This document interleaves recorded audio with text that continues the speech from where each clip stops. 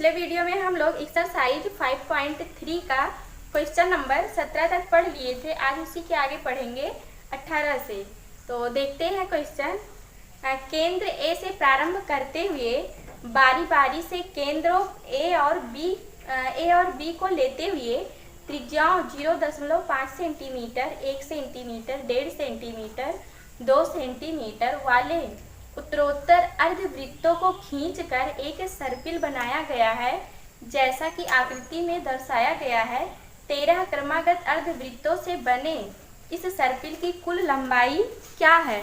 तो सर्पिल की कुल लंबाई बतानी है ना। तो अर्धवृत्त है, कैसे बन रहा है?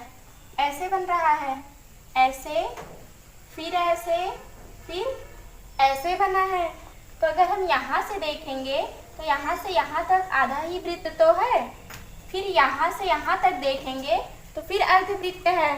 तो दिए हैं सेंटर ए है, सेंटर ए और बी, ये बी है और ये ए है ना।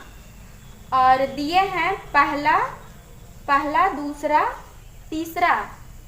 ये पहला अर्धवृत्त है, ये दूसरा अर्धवृत्त है और ये तीसरा और ये चौथा अर्धवृत्त है। तो ये कह रहे हैं त्रिज्याएं, अर्धवृत्त की त्रिज्याएं कितनी है? 0.5 है, 0.5, फिर 1 है, फिर 1.5 है, 1.5 है, फिर 2 है, डॉट डॉट डॉट। तो ये देखिए, ये समांतर श्रेणी में है ना, सब में कितने का अंतर आ रहा है? 0.5 का अंतर आ रहा है। तो यहाँ से a निकालेंगे, a की वैल्यू कितनी होगी? 0.5 होगी। d की वैल्यू सार बनकर 0.5 है। n कितना है? कह रहे 13 क्रमागत अर्धवृत्तों, 13 है ना, n की वैल्यू 13 है। तो कह रहे हैं अर्धवृत्तों की लंबाई बताइए। तो वृत्त की लंबाई क्या होगा? 2 पाई r होती है ना वृत्त की परिधि। आधा वृत्त है, तो इसी का अगर हम आधा करेंगे तो 2 से 2 कैंसिल हो जाएगा ना, तो पाई r बचेगा। तो पहले अर्धवृत्त का कितना होगा? पाई r1, फिर दूसरे वृत्त का पाई r2, तीसरे वृत्त पाई r3 प्लस पाई r4 ना। तो यहाँ पे देखिए पाई पाई पाई सब में कॉमन है ना, पाई को हम बाहर ले लेंगे। पाई बचेगा क्या?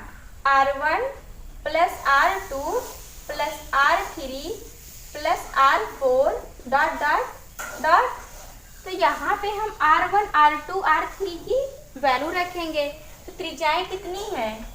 पहली त्रिज्या ये है, दूसरी ये, तीसरी ये, चौथी ये है। तो पाई r1 0.5 plus 1 plus 1.5 plus 2 plus dot dot dot.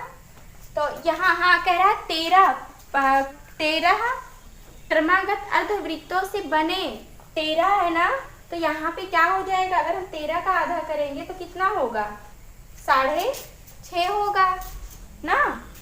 तो पाई यहाँ पे देखिए कह रहे हैं अर्धवृत्तों से बने इस सर्पिल की कुल लंबाई निकालना है ना, मतलब पदों का योगफल निकालना है। तो पदों का योगफल क्या होता है? Sn equal to n/2 a plus l भी तो लिख सकते हैं और इससे भी लगा सकते हैं n/2 2a plus n-1 into d, इससे भी लगा सकते हैं। n कितना है? 13 है ना, तो 13 रखेंगे। 13/2 गुणे a, प्रथम पद कितना है? प्रथम पद 0.5 है प्लस l अंतिम पद, l कितना है? l अंतिम पद होता है ना, अंतिम पद 6.5 है, 6.5 और ये पाई तो रहेगा ही ना, पाई को तो यहाँ पे लिखेंगे ही, इंटू में पाई, ये पाई इंटू 13/2 गुणे 6.5 में 0.5 जोड़ेंगे तो कितना आ जाएगा, 7 आएगा।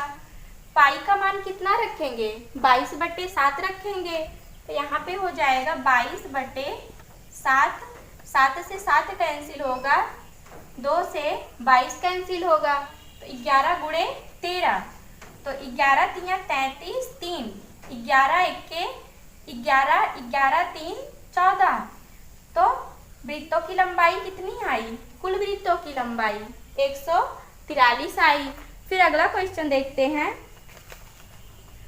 200 लट्ठों को ढेरी के रूप में इस प्रकार रखा जाता है कि सबसे नीचे वाली पंक्ति में 20 लट्ठे, उससे अगली पंक्ति में 19 लट्ठे, उससे अगली पंक्ति में 18 लट्ठे इत्यादि में ये 200 लट्ठे कितनी पंक्तियों में रखे गए हैं तथा सबसे ऊपरी पंक्ति में कितने लट्ठे हैं। तो देखते हैं।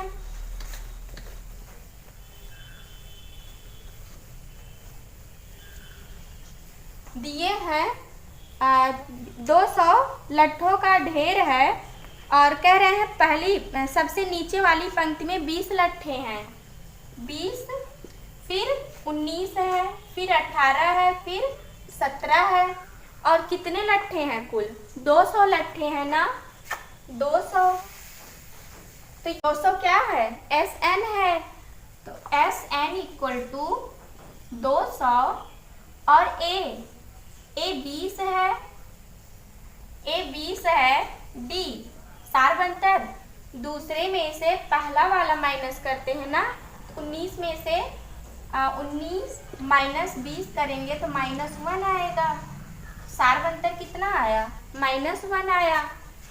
तो यहाँ से पदों का योगफल निकालेंगे, तो पदों का योगफल क्या होता है, SN equal to n/2 2A plus n-1 into D होता है ना। SN के स्थान पे कितना रखेंगे, 200 रखेंगे, 200 इक्वल टू n कितना है नहीं पता है, निकालना है, n/2 2A, A कितना है 20 है, प्लस n-1 सार बनतर -1 है, -1 रखेंगे, तो ये हो जाएगा 200 का गुणा इधर कराएंगे तो ये 400 होगा, n 20 दूना 40 प्लस माइनस का गुणा n में कराएंगे तो -n होगा, माइनस प्लस होगा 1, तो 40 में 1 जोड़ेंगे तो कितना आएगा, 40 में 1 जोड़ेंगे तो 41 आएगा, 400 equal to n 41 n 400 equal to n का गुणा हम ब्रैकेट के अंदर कराएंगे तो ये हो जाएगा 41n माइनस n² ना। अब देखिए सबको हम बराबर के इधर लेके आएंगे ना, तो 400 minus 41n plus n² equal to 0, तो n² है ना, बड़ी घात वाली संख्या हम पहले लिखते हैं, n² है तो n² को पहले लिखेंगे, फिर उससे कम वाली घात, तो यहाँ पे 1 है ना पावर, तो -41n प्लस 400 इक्वल टू 0। तो अब हम इसका गुणनखंड करेंगे 400 का, तो 400 का ऐसा गुणनखंड करिए कि गुणा करने पे 400 आ जाए, जोड़ने या घटाने पे 41 आ जाए, तो 25 और 16, तो 25 16 को जोड़ेंगे तो कितना आएगा 41 आएगा, और इन दोनों का गुणा कराएंगे 400 आएगा ना। करते हैं गुणनखंड, n² minus 25n minus 16n plus 400 equal to 0 होगा। तो यहाँ पे देखिए दोनों में क्या कॉमन मिल रहा है, n मिल रहा है ना, n कॉमन लेंगे, n माइनस यहाँ पे क्या बचेगा, 25 बचेगा माइनस 16। अब इन दोनों में देखेंगे क्या कॉमन मिल रहा है, 16 मिल रहा है। तो 16 n माइनस 25 इक्वल टू 0 होगा। जो इस ब्रैकेट में आता है वही इस ब्रैकेट में भी आता है, दोनों ब्रैकेट का सेम रहता है। तो देखिए दोनों ब्रैकेट का सेम है ना, इसे हम एक बार लिखेंगे। तो n माइनस 25 दूसरे ब्रैकेट में, जो ब्रैकेट के बाहर है दोनों गिनती, उसको हम दूसरे ब्रैकेट में लिखेंगे n माइनस 16। तो n बराबर 0 रहेगा, n minus 25 equal to 0, n equal to 25 होगा ना जब पक्षांतर करेंगे। फिर यहाँ पे इसका देखते हैं, n minus 16 equal to 0, n equal to 16। तो ये n इक्वल टू 25 और n इक्वल टू 16 आया है। तो ये कह रहे हैं सबसे नीचे वाली पंक्ति में 20 लट्ठे हैं, तो 20 से सबसे ज़्यादा मैक्सिमम कितना होगा, 20 ही होगा, फिर उसके बाद 20 से कम होगा। लेकिन यहाँ पे कितना आया, 25 आया है ना, तो हम 25 नहीं लेंगे, n इक्वल टू 16 लेंगे। तो फिर यहाँ से हम क्या निकालेंगे, ये कह रहे हैं सबसे ऊपरी पंक्ति में कितने लट्ठे हैं, तो क्या निकालना है, nवां पद निकालना है। nवां पद कैसे निकालते हैं, an equal to a plus n minus 1 into D होता है। an नहीं पता है, a के स्थान पे प्रथम पद कितना था, प्रथम पद 20 था, प्लस n 16 रखेंगे, माइनस 1 डी सार्वंतर माइनस 1, 20 प्लस 16 में से 1 घटाएंगे तो कितना आएगा, 15 आएगा, गुणे माइनस 1, 20 प्लस माइनस का गुणा कराएंगे तो माइनस 15 आएगा, 20 में से 15 घटाएंगे तो कितना आएगा, 5 आएगा। तो an कितना आया, 5 आया। फिर अगला क्वेश्चन देखते हैं। अगला क्वेश्चन है, एक आलू दौड़ में प्रारंभिक स्थान पर एक बाल्टी रखी हुई है जो पहले आलू से 5 मीटर की दूरी पर है तथा अन्य आलुओं को एक सीधी रेखा में परस्पर 3 मीटर की दूरी पर रखा गया है। इस रेखा पर 10 आलू रखे गए हैं। तो देखते हैं।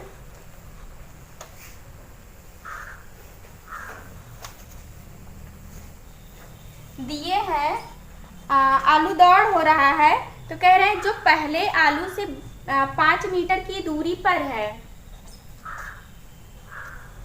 यहाँ पे बाल्टी है, बाल्टी में आलू रखी गई है, तो कह रहे हैं 5 मीटर की दूरी पर, 5 मीटर की दूरी है, फिर 3 मीटर की दूरी है, फिर 3 मीटर की दूरी। तो लड़का है यहाँ पे खड़ा है, यहाँ से यहाँ जाएगा, आलू उठाएगा, फिर जाके बाल्टी में डालेगा। तो यहाँ से यहाँ तक की दूरी कितनी हुई, 5 हुई, प्लस 5, फिर यहाँ आ गया ना, फिर यहाँ से यहाँ जाएगा, फिर यहाँ से आलू उठाएगा और फिर बाल्टी में जाकर डालेगा। तो कुल दूरी कितनी हो जाएगी, 5 3 8 होगी। फिर यहाँ पे लड़का आ गया ना, फिर यहाँ से यहाँ जाएगा लड़का, फिर आलू उठाएगा, फिर बाल्टी में डालेगा जाकर। तो पूरी दूरी कितनी, 5 3 8 3 11। फिर लड़का यहाँ से यहाँ जाएगा, फिर आलू उठाएगा, फिर बाल्टी में डालेगा जाकर। तो 3 मीटर की दूरी और गया। तो 11 में 3 जोड़ेंगे तो कितना आ जाएगा, 14 आ जाएगा। डॉट डॉट डॉट ऐसे वो चलता रहेगा। तो निकालना है, कह रहे हैं कुल कितनी दूरी दौड़नी पड़ेगी, कुल दूरी निकालनी है ना। एस एन निकालना है, पदों का योगफल निकालना है। S N equal to N by two 2a plus N minus 1 into D. और देखिए यहाँ पे ये हो गया, फिर देखिए जितनी दूरी इधर गया फिर उतनी दूरी बाल्टी के पास भी तो जा रहा है, तो दूरी दोगुनी हो जाएगी। तो 2 से हम गुणा कर देंगे, तो 2 से गुणा कराएंगे तो ये कितना हो जाएगा, 2 पंचे 10, 2 8 16 और ये 22 और ये 28 होगा ना। एन कितना है, पदों की संख्या, तो ये कह रहे हैं हाँ पदों की संख्या 10 हो जाएगी, क्योंकि कुल कितनी दूरी है, 10 आलू रखी है ना रेखा पर। इस पूरे रेखा पर कितनी आलू रखी गई है, 10 आलू रखी गई है। n इक्वल टू 10 बटे 2 2a प्रथम पद 10 है प्लस n 10 है माइनस 1 d सारबंतर 16 दूसरे में से पहला पद घटाते हैं ना, कितना होगा, 16 में से 10 घटाएंगे तो 6 आएगा। 2 1 2 2 पंचे 10, 5 गुणे 10 दूनी 20 प्लस 9 गुणे 6, 5 गुणे 20 प्लस 9 छक 54, तो 20 में 54 जोड़ेंगे तो कितना आ जाएगा, 74 आएगा। 5 गुणे 74, 5 का गुणा 74 में कराएंगे, 5 चौक 20, 2 हासिल, 5 से 35, 35 2 37 होगा, 35 2 37। तो कुल कितनी दूरी आई, 370 आई।